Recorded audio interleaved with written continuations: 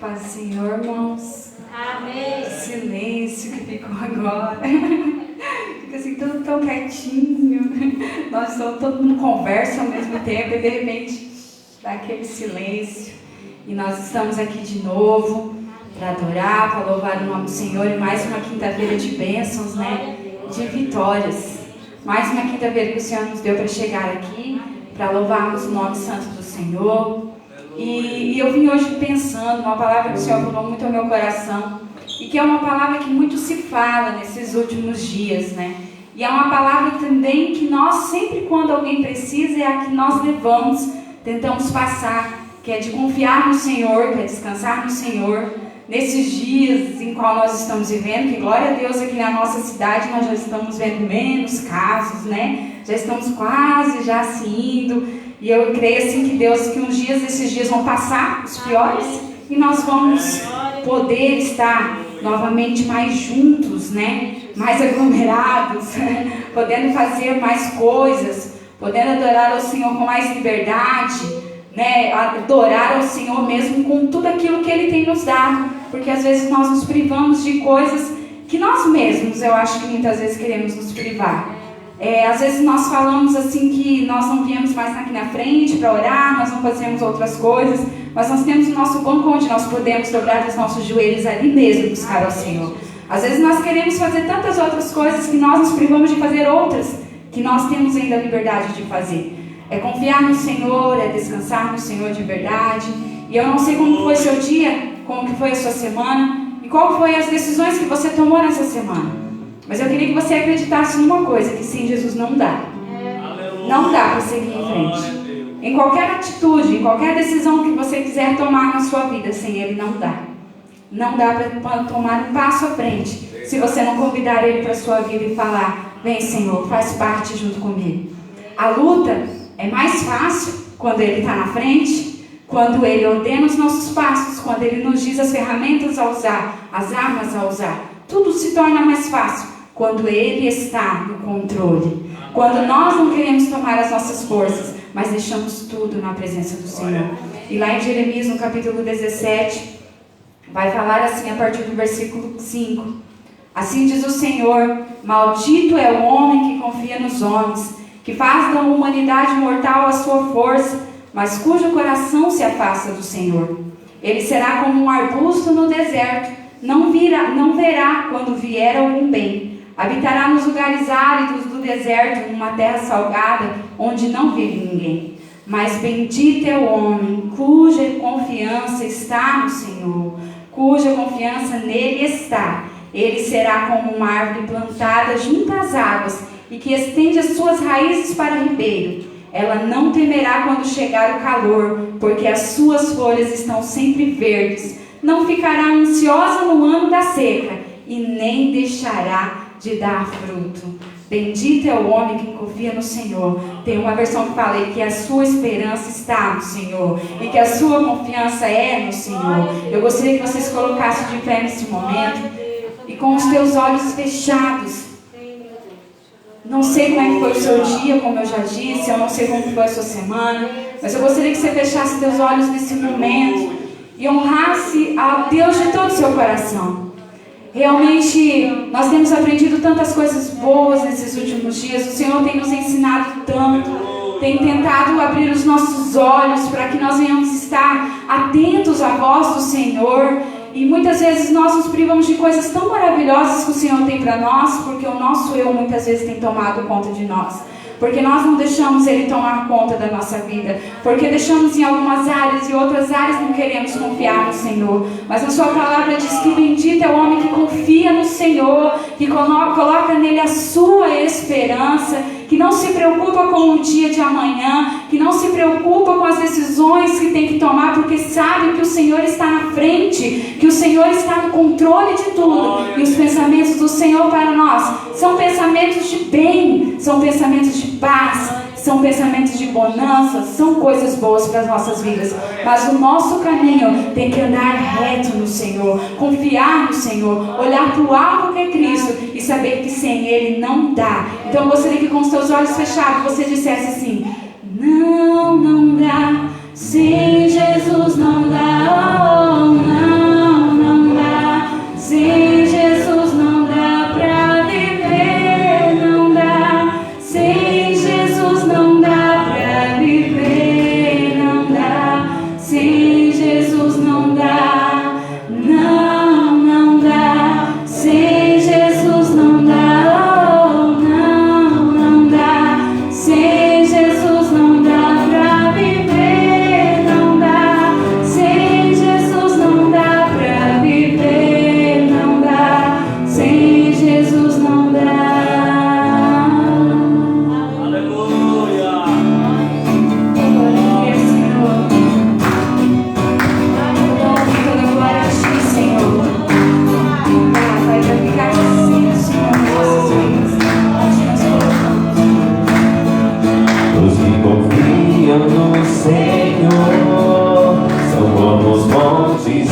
Sião e não se abalam, mas permanecem para sempre.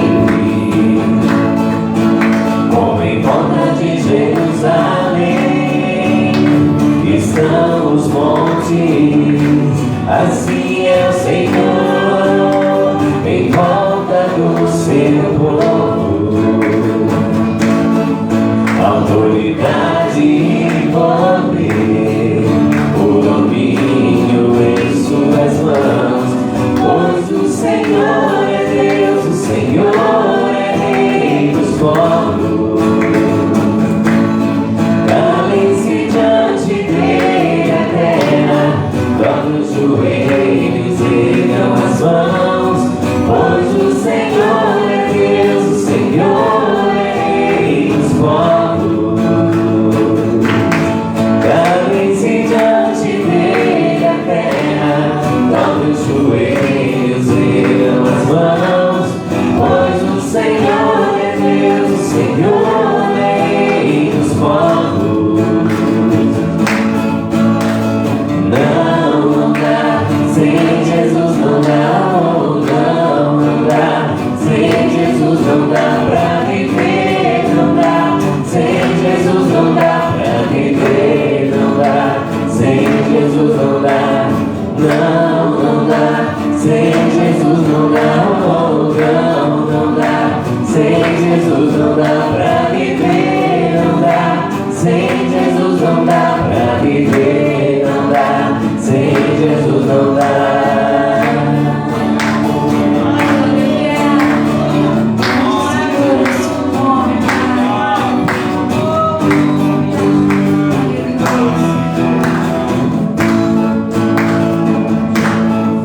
Os que confiam no Senhor são como os montes de Sião e não se abalam, mas permanecem para sempre.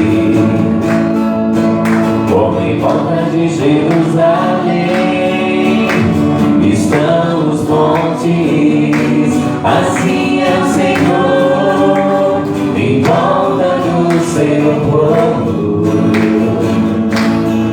Autoridade e poder, o domínio em suas mãos, pois o Senhor é Deus, o Senhor é Rei dos povos.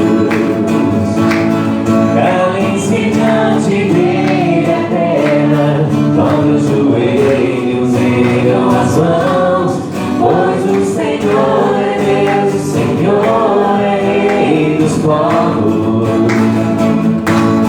Calem-se diante dele a terra, dobrem os joelhos, ergam as mãos, pois o Senhor é Deus, o Senhor é Rei dos povos.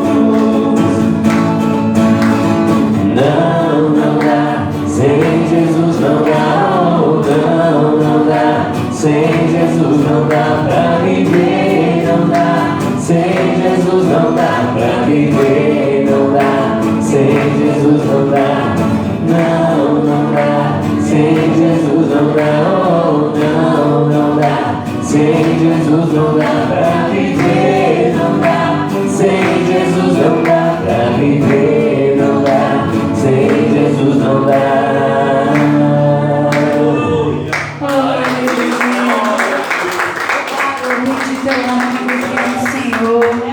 Que põe a sua confiança, a sua alegria no Senhor. Quando confiamos nos homens, imagina quando tudo isso começou. Se nós tivéssemos nos entregado tudo isso, a toda essa situação, se nós tivéssemos acreditado em tudo que foi dito, se nós nos entregássemos a todas as tristezas e angústias e as preocupações que o mundo queria nos fazer conformar em ficar dessa maneira, hoje nós não estaríamos aqui glorificando ao Senhor por mais vitórias, nós não estaríamos aqui adorando ao Senhor, navegando nas águas do Senhor. E neste louvor ele diz assim: eu adorarei ao Deus da minha vida que me compreendeu. Ele não pediu nenhuma explicação da minha e nem da sua vida. Ele nos compreende. Às vezes nós, seres humanos, não compreendemos, mas Ele nos compreende. Quer dizer, Ele compreende o meu pecado? Não, Ele não compreende o meu pecado, mas Ele compreende o meu coração aflito. Ele compreende quando eu preciso dEle, para Ele me ajudar a vencer o pecado. Ele está comigo nas piores, nas melhores situações. Em tudo Ele está segurando nas minhas mãos. E Ele convida você nessa noite. Eu convido você também a fechar seus olhos mais uma vez, a navegar nas águas do Senhor, a se firmar no Senhor nesta noite, a confiar nele, a descansar nele, deixar tudo nas mãos do Senhor, porque Ele compreende o seu coração. Ele conhece o que você precisa, Ele sabe o que você está precisando neste momento. Então navegue nos rios do Senhor. Oh, aleluia, Senhor. Eu navegarei. Oh, aleluia, Jesus. No oceano do Espírito, e ali adorarei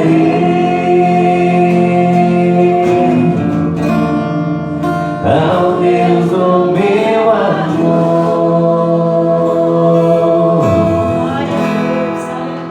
Eu navegarei no oceano do Espírito, e ali adorarei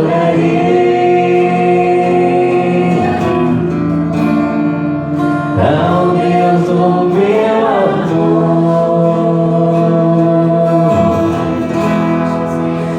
Espírito, Espírito, que desce como fogo, vem como em Pentecostes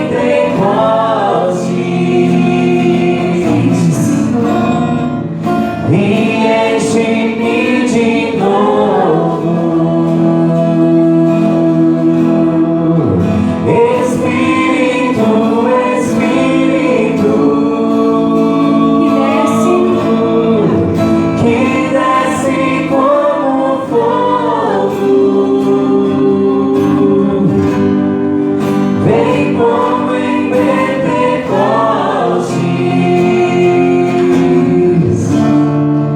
e enche-me de novo.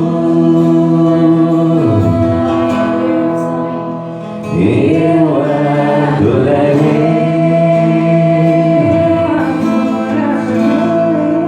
ao Deus da minha vida, que me compreendeu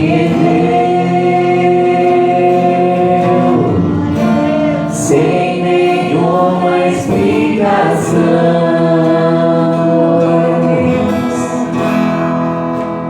Eu adorarei Espírito e verdade. ao Deus da minha vida, que me compreendeu sem nenhuma explicação. Espírito, Espírito, que desce como fogo, vem como em Pentecostes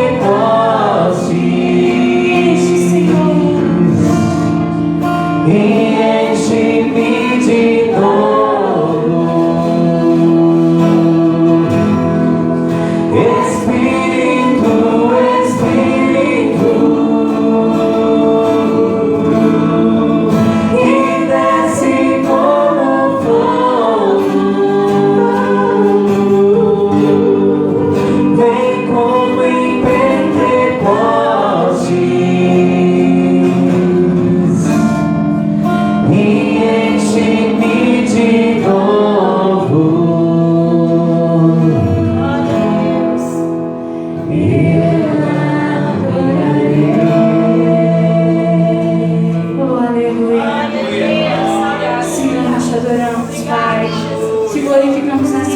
permitiu chegarmos a este lugar, Senhor, por termos a tua misericórdia, Senhor, e podemos contemplar a sua glória sobre as nossas vidas, Senhor. Por este momento de comunhão na sua presença, Pai, enche-nos de novo, Pai, nesta noite.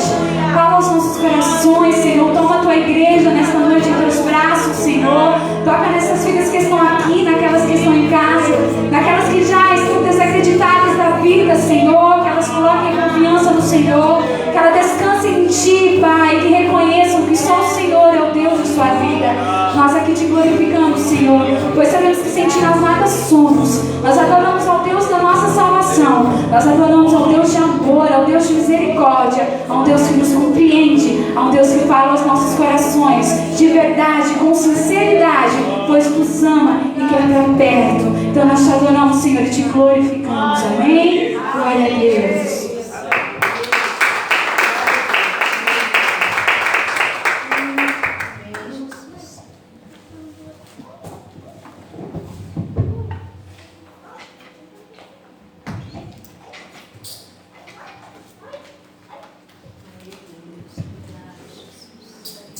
Amém. Glória a Deus. Cumprimento os irmãos com a paz do Senhor. Glória a Deus por essa oportunidade. Nosso Deus nos concede. Semana meio corrida, né? Mas graças a Deus estamos aqui. Bastante coisa acontecendo. A vida vai passando. E alguns estão deixando de viver, outros estão morrendo. Não é verdade? Mas nós temos que glorificar a Deus porque ainda estamos vivos. Ainda temos fôlego de vida, ainda temos saúde. Não a que queríamos, mas aquela que nós temos, né? É verdade? Amém? Eu quero falar um pouquinho nesta noite, irmãos. Considera que hoje não é estudo, tá? Porque não tem como ser estudo se o ministrante do estudo não estudou, né? Daí não vale, né? Hoje, essa semana eu estou fazendo um curso e segunda tinha curso, e ontem tinha curso, e a gente às vezes administra mal o tempo e o tempo passa rápido, e hoje mesmo um apuro, não consegui nem vir para casa meio-dia, mas graças a Deus estamos aqui. Amém, Jesus. E eu quero ler a palavra do Senhor, que está no livro de João, no capítulo 19.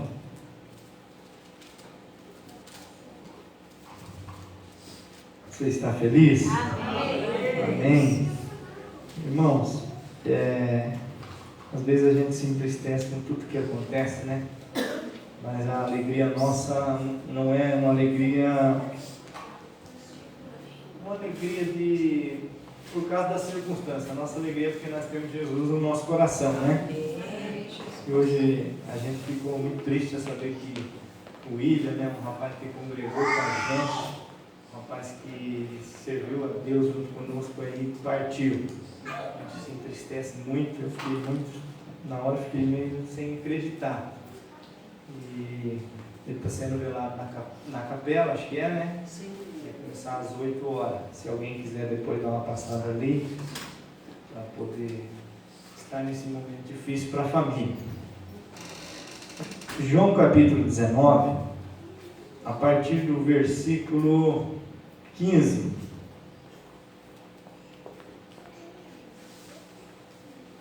Diz assim: mas eles gritaram: mata, mata, crucifica-o.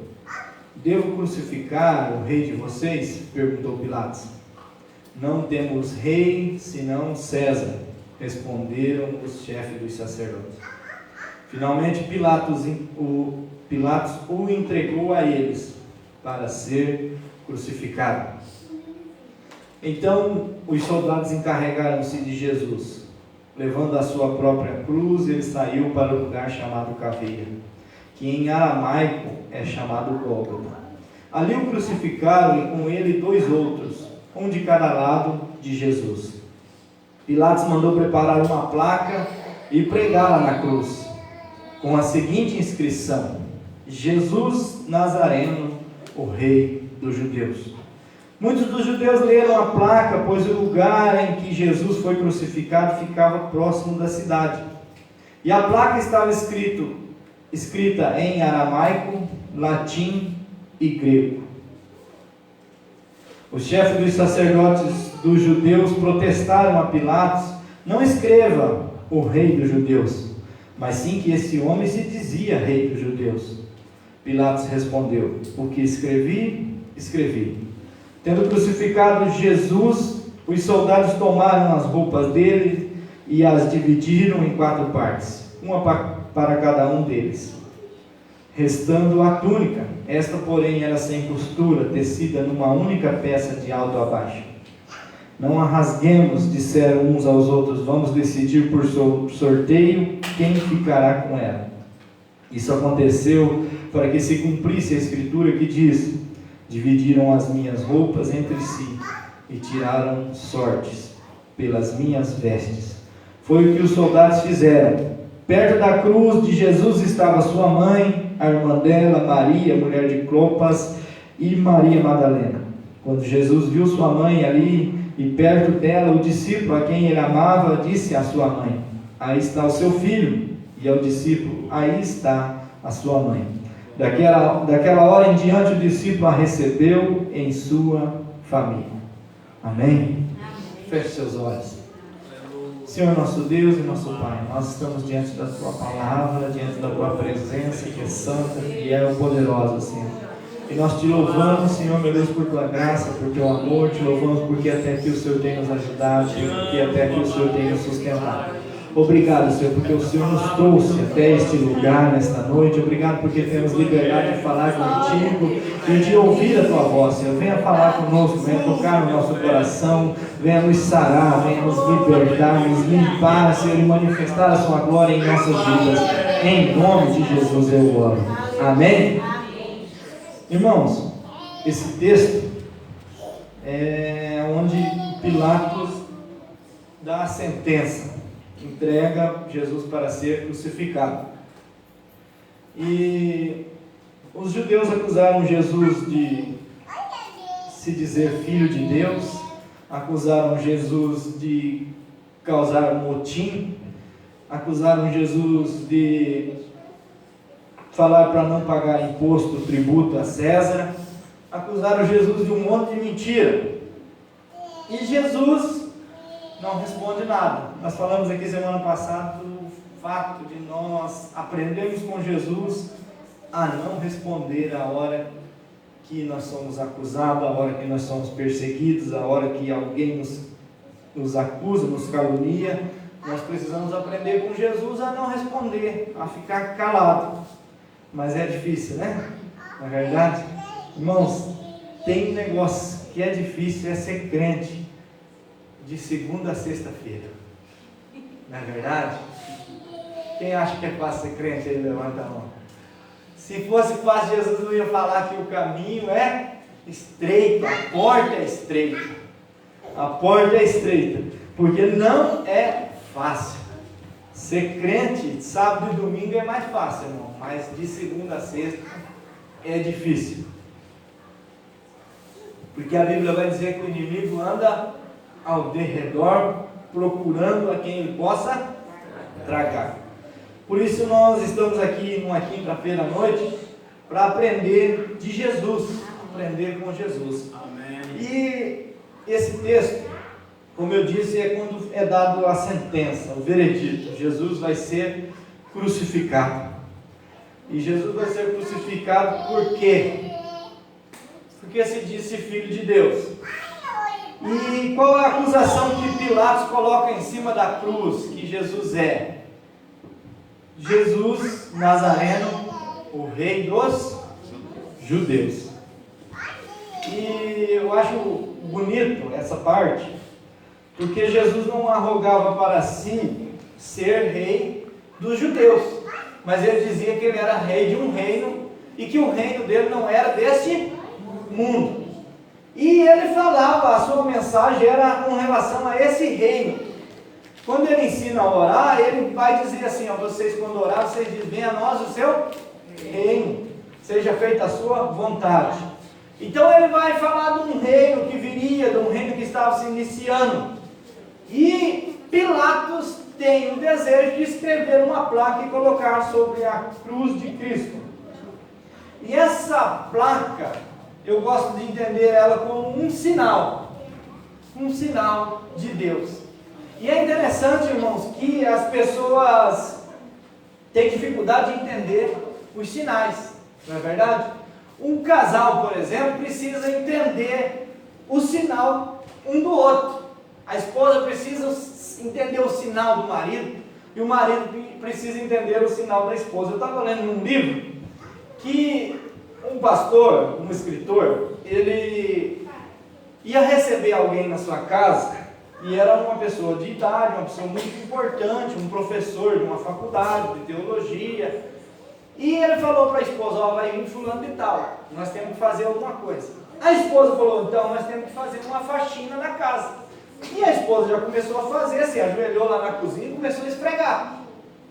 Ele falou assim: no que eu posso ajudar? Mas o sinal dela já tinha dado, né? Vamos faxinar tudo, vamos esfregar o chão, vamos...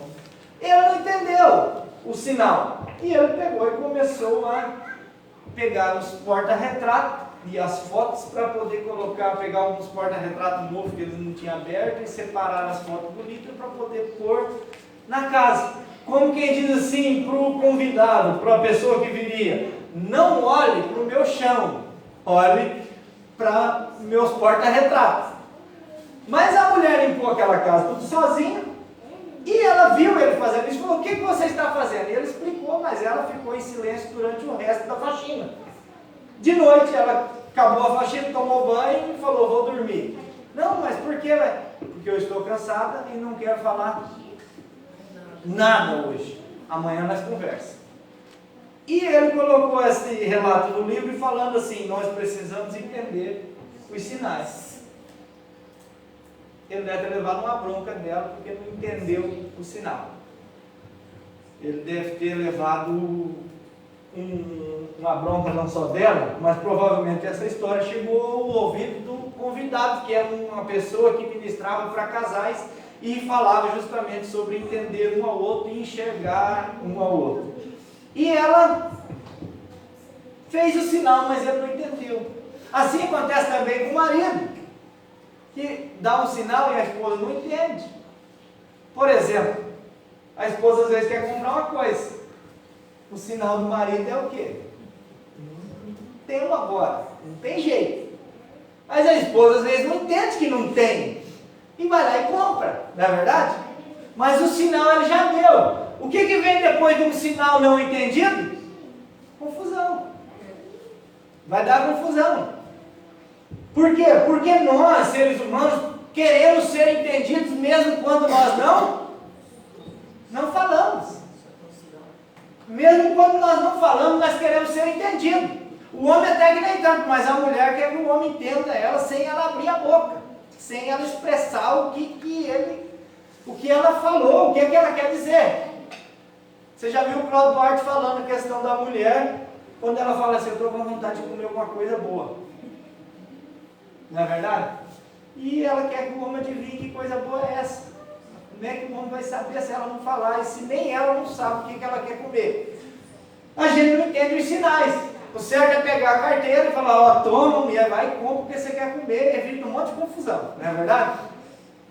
Não tenta adivinhar que é pior. Você não sabe o que a gente quer, não é assim? Você não consegue entender o que eu quero, não fala, como é que vai saber? Então, irmãos, nós precisamos aprender a ler os sinais. E a vida é feita de sinais. É interessante que eu li também num livro desse mesmo escritor, há um tempo atrás, que ele dizia assim, que Deus não criou o homem para mandar ele para o inferno.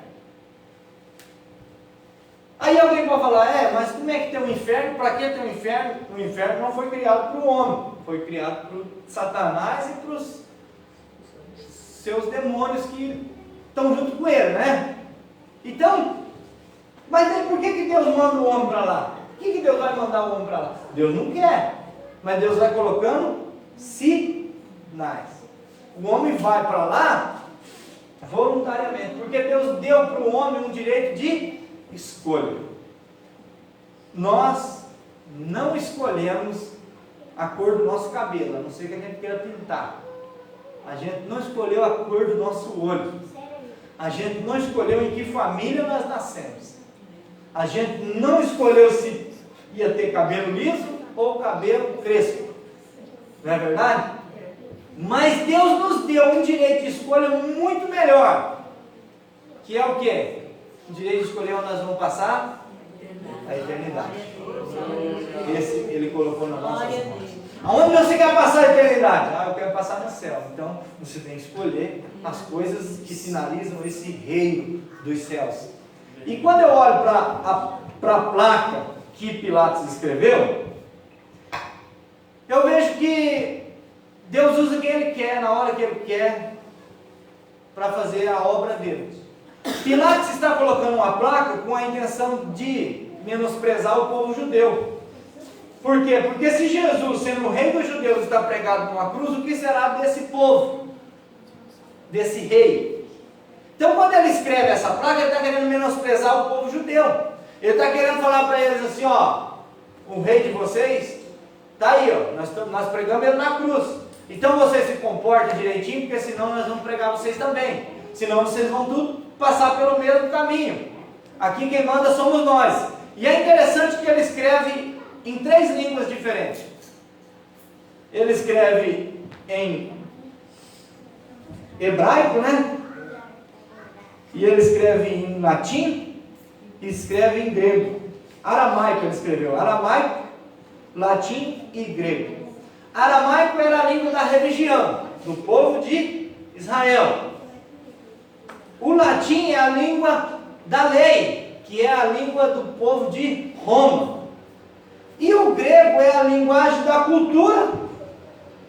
O grego é a linguagem da cultura porque era quem ditava a cultura da época.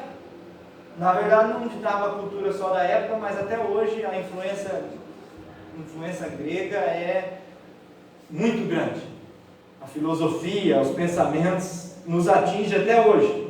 Não só nós como cidadãos, como pessoas que estudam, que passou pela escola, mas nós igreja também. Tem muita filosofia grega dentro da igreja, dentro das nossas doutrinas, dentro dos nossos ensinamentos.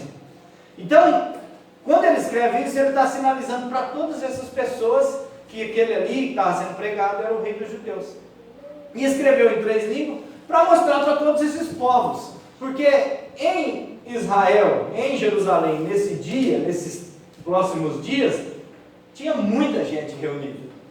Então, na sexta-feira, que é o dia que Jesus foi crucificado, Jerusalém estava cheio de gente. Por quê? Porque domingo era a festa da Páscoa. Todo judeu tinha que estar ali. Não só judeu nascido judeu, mas judeu convertido ao judaísmo. Então, tinha povos de todas as línguas. Então, ele coloca essas 3 línguas que eram as mais faladas na época. Todo mundo que passava por ali enxergava aquela placa em cima da cruz de Jesus, que estava escrito que ele é Jesus Nazareno, o rei dos judeus. E ele escreveu e alguém fica indignado. Por quê? Porque os judeus não admitiam que Jesus era rei deles. E a gota d'água para que Pilatos condenasse a Jesus foi quando eles disseram assim: nós não temos outro rei senão César. Eles preferiram se curvar e se prostrar diante do Império Romano a reconhecer Jesus como Senhor e Rei da vida deles.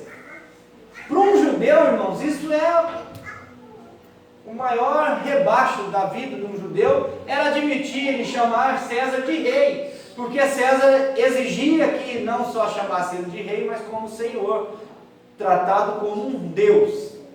Então, quando eles falam isso, Pilatos fala: não tem mais o que fazer, esse povo de fato que é Jesus morto. E ele escreve a placa. Lá no livro de Lucas, eu quero que você abra lá, no capítulo 23, vai estar relatado o mesmo episódio.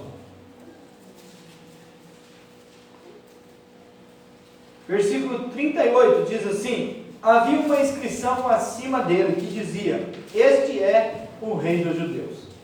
Um dos criminosos que ali estavam dependurados lançava-lhe insulto: você não é o Cristo? Salve-se a si mesmo. Mas o outro criminoso o repreendeu, dizendo: você não teme a Deus, nem estando sob a mesma sentença? Nós estamos sendo punidos com justiça, porque estamos recebendo o que os nossos atos merecem. Mas este homem não cometeu nenhum mal. Então ele disse: Jesus, lembra de mim quando entrares no teu reino. Jesus lhe respondeu: eu garanto, hoje você estará comigo no paraíso. Aonde é que este homem viu que Jesus era rei? Aonde que ele enxergou, que ele deduziu que Jesus fosse rei de um reino? Da onde que ele imaginou que Jesus ia para um reino, tinha um reino? Quando ele leu a placa. Quando Pilatos escreve, ele não escreve para evangelizar, mas evangelizou alguém.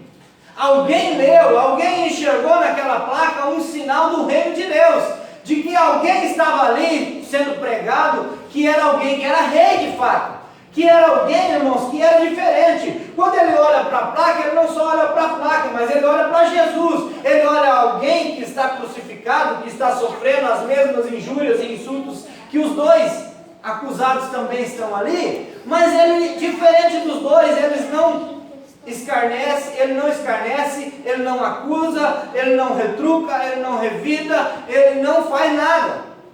Porque, irmão, se você está pregado na cruz e um soldado vem te bater, você não tem o que fazer, mas cuspir nele você pode. Não é verdade? Eu acredito que esses homens estavam fazendo isso. Mas Jesus está ali, sofrendo apenas, sem revidar e sem falar nada. Se você está pregado na cruz e alguém te bate, você fala: só bateu porque eu estou pregado. Se eu estivesse ali embaixo, você ia ver. Não é verdade, irmão? A gente morre, mas morre lutando. Mas Jesus morre calado, não fala nada. Então Jesus está ali e esse homem consegue olhar para aquele sinal e falar assim: de fato esse homem é um rei. E ele falou assim: esse pode me ajudar.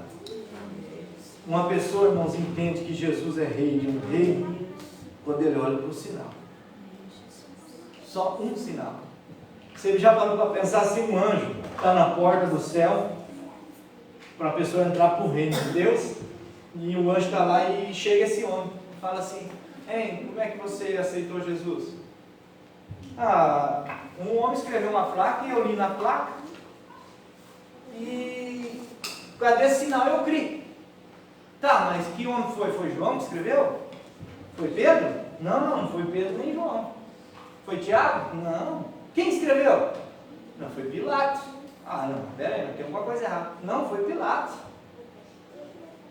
E você leu o sinal e você creu? Sim, eu li o sinal e acreditei. Por isso que eu estou aqui. Mas você não fez mais nada? Não, eu só criei e estou aqui. Então, carimba ali, passa para dentro.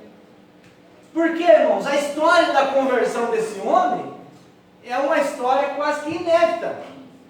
E é uma história que traz esperança no coração de muita gente, para um ente querido que a gente não sabe se teve uma oportunidade. Mas todo mundo sempre tem uma oportunidade. Sempre tem uma oportunidade. E Deus, quando Ele quer salvar, Ele usa até Pilatos. Uma pessoa que pensa que está fazendo mal, estava evangelizando.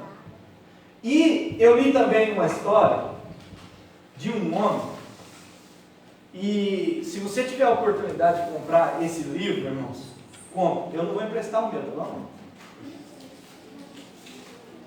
É um livro, é baratinho, deve estar uns R$14, que se chama Cristianismo Puro e Simples. Esse homem era um ateu, mas era um ateu. Você sabe que hoje em dia existe o ateu ignorante, né? Que é a pessoa burra, que pensa que é inteligente, e porque se acha inteligente, fala que não acredita em Deus.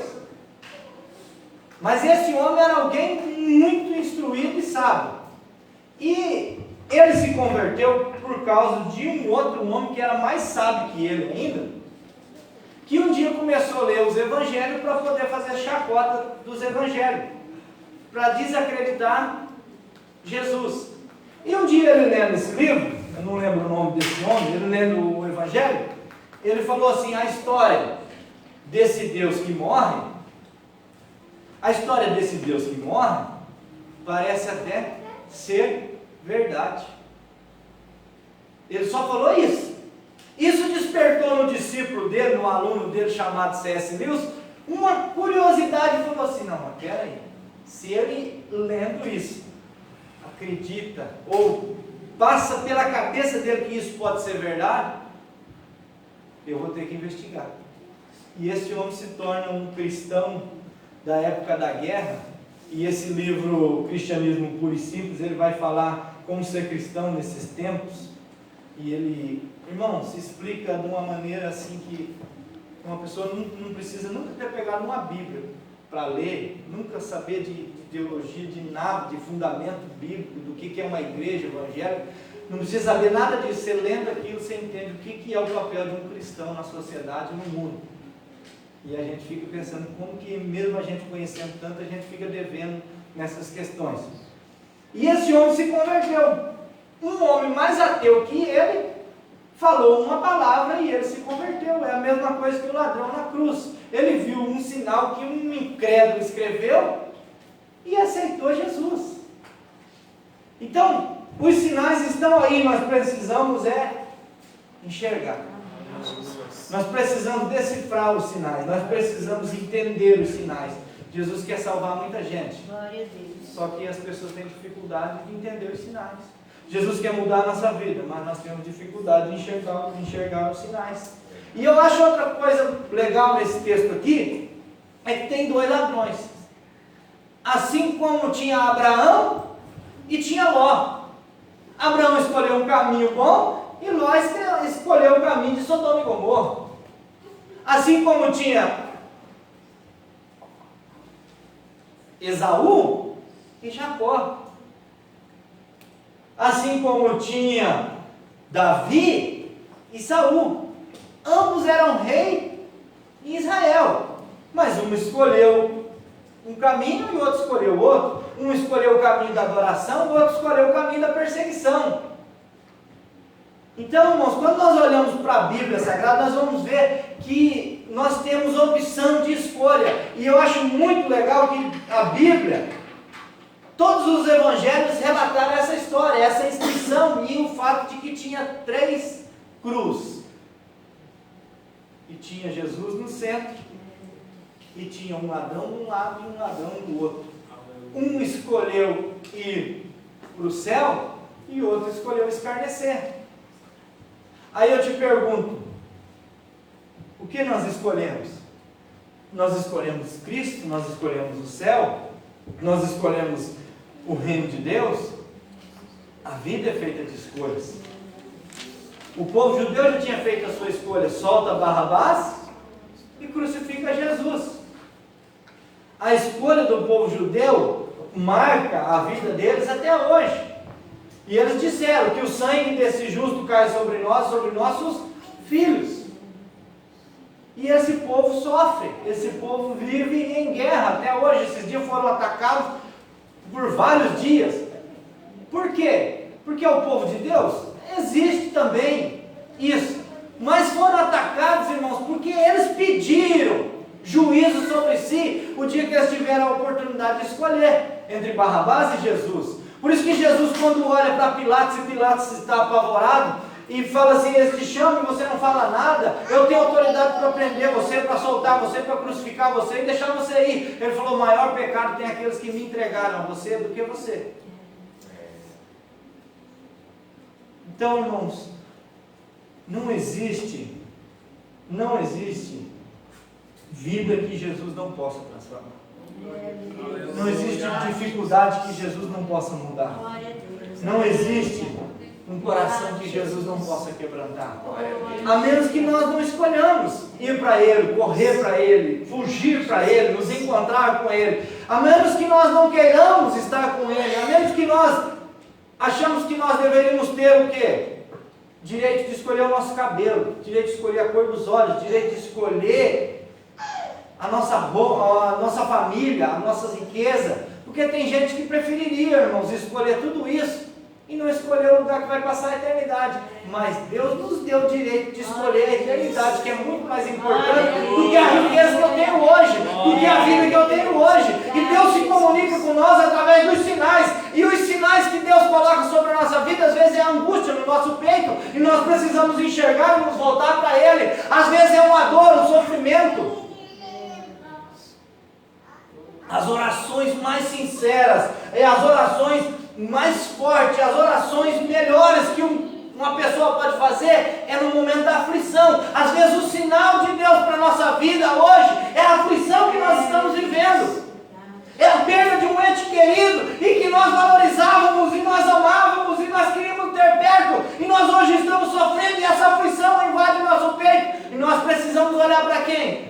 Para a cruz de Cristo, o sinal que está escrito: este é o Rei dos judeus, este é o Rei do reino, este é o Rei do reino que está inaugurado lá na cruz, mas que vai durar para a eternidade toda.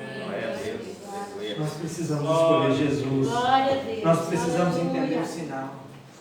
Uma oração mais sincera, irmãos, é a oração no momento da dor, é a oração na hora da escassez.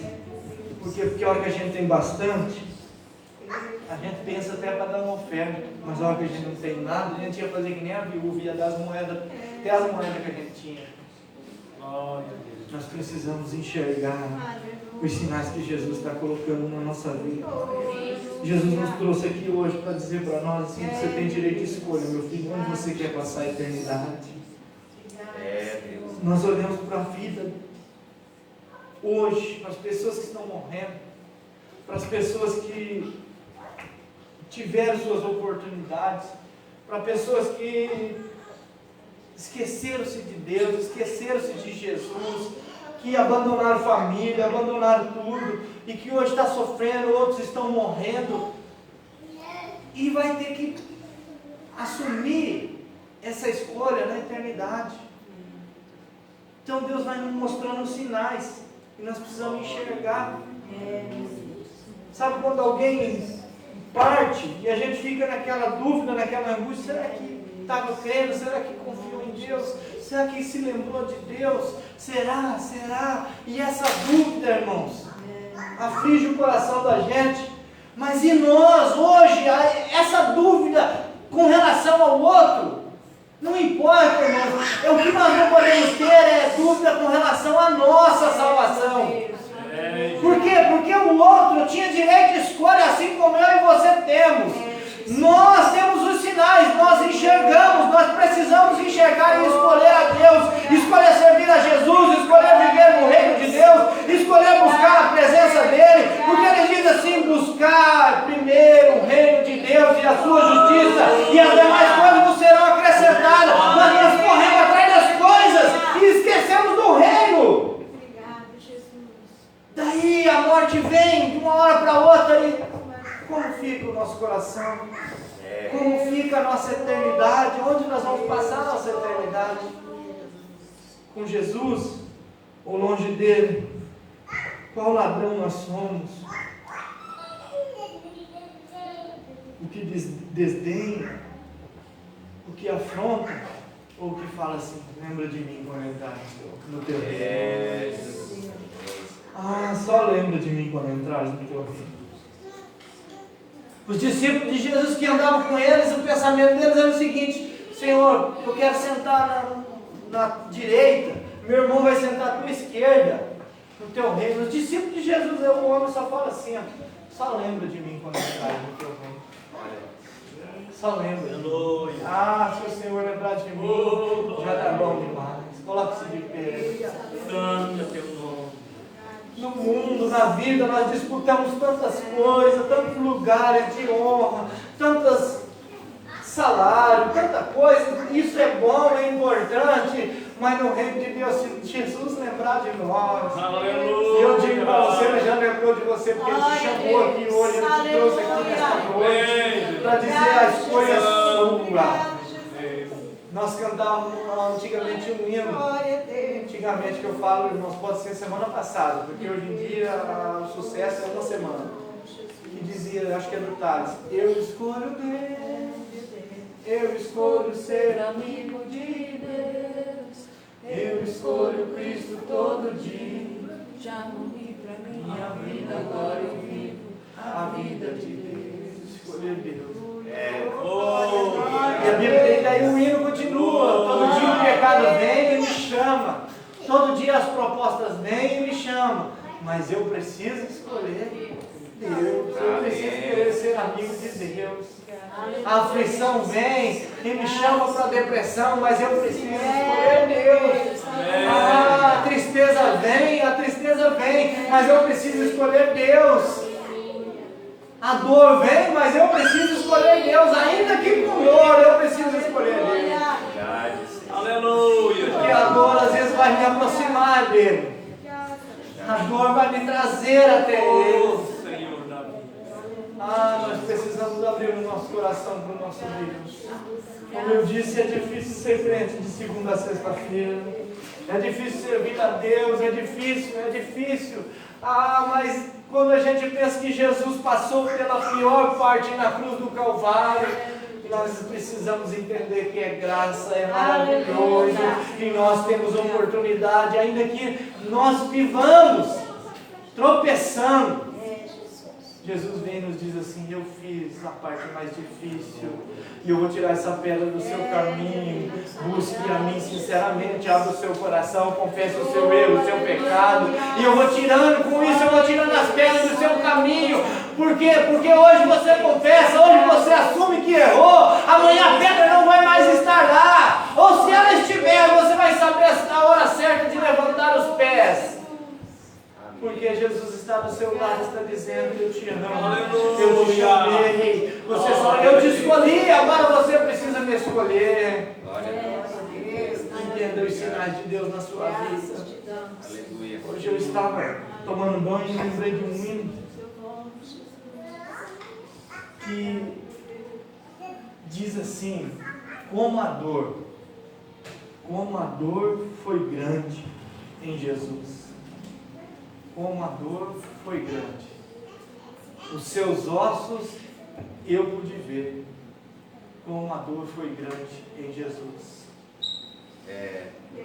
E vai relatar a história da cruz, o sofrimento de Jesus, ele entre o inferno e a dor, o pobre Salvador, o rosto de Jesus ensanguentado, mas no final da estrofe diz assim, mas o que restava dele era um lindo olhar de amor. Aleluia. Irmãos, como é maravilhoso pensar em Jesus, que passou por toda essa dor e ainda permaneceu com um lindo olhar de amor para mim e para você.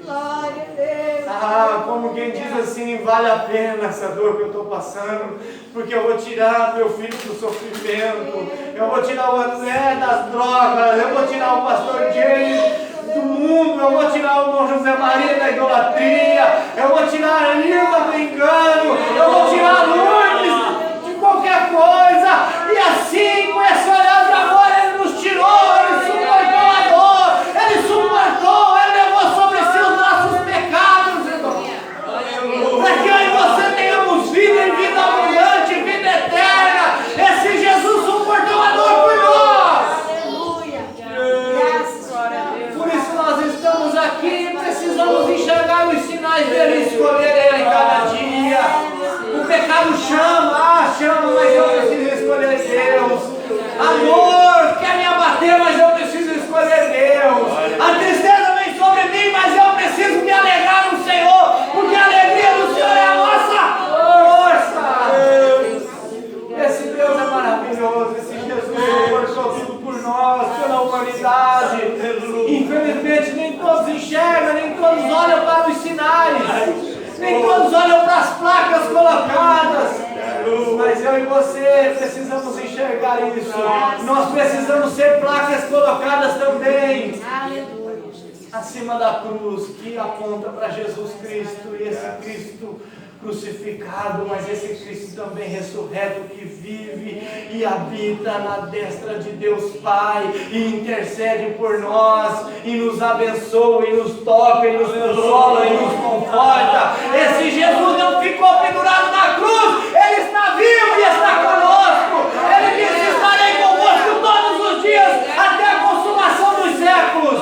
E os séculos ainda não se consumaram, então Ele está com você. E Ele também não fala que o século ia ser um século difícil ou fácil, mas Ele disse, eu estarei convosco. Você não foi difícil, mas eu disse estar com você. Jesus é maravilhoso. Obrigada, Senhor. E Ele te ama, o que resta dele é um lindo olhar de amor. Suas mãos e seus pés estavam pregados, mas o que restava nele era um lindo olhar de amor. Nós vemos aqui que ele olhou para sua mãe, olhou para um discípulo que ele amava e falou assim: mulher, eis aí seu filho, filho, eis aí sua mãe.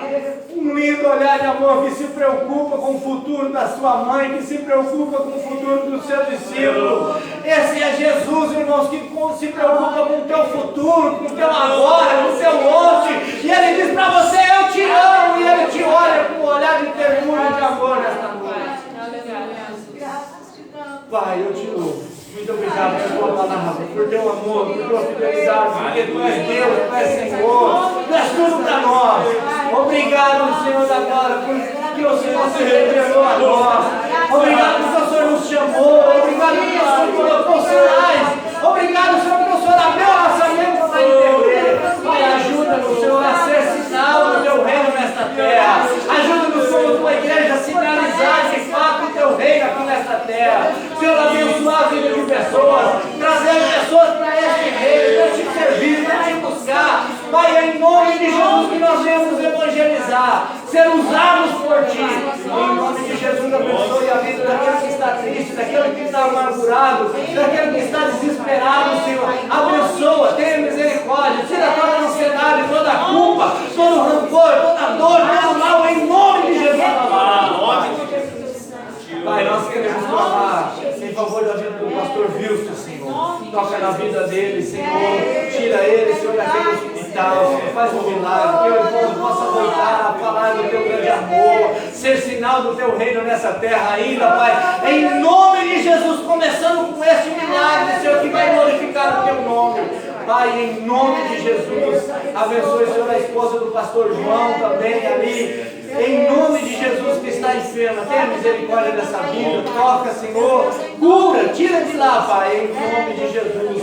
Abençoe, Senhor, a família, Senhor, que perdeu um ente querido, Senhor. Abençoe a família do William, Pai, que partiu. Tenha misericórdia, Senhor, dessa família, conforta, consola o coração. Em nome de Jesus, a outra família também que perdeu, Senhor, um jovem também. Tenha misericórdia, Senhor, consola e conforte esses corações. Abençoe aqueles que estão internados nos hospitais. Abençoe, Senhor, meu Deus, o nosso país. Abençoe a nossa cidade. Tenha misericórdia de nós. Abençoe a vida do nosso pastor, Senhor, da saúde do teu filho. Em nome de Jesus, nós repreendemos toda dor, todo mal. Pai, abençoe a vida da Rafaela também, Senhor, que pediu oração da igreja. Pai, nós clamamos em favor da vida dela. Tenha misericórdia, Senhor, toca, alcança, opera o milagre da vida dela. Em nome de Jesus, eu oro. Amém. Amém. Que o grande amor de Deus, a graça e a paz de nosso Senhor e Salvador Jesus Cristo, a comunhão e a consolação do Espírito Santo de Deus esteja sobre a vida de todos nós, não só agora, mas para todos sempre. Todos que amam o Senhor Jesus podem dizer amém. Amém. Amém.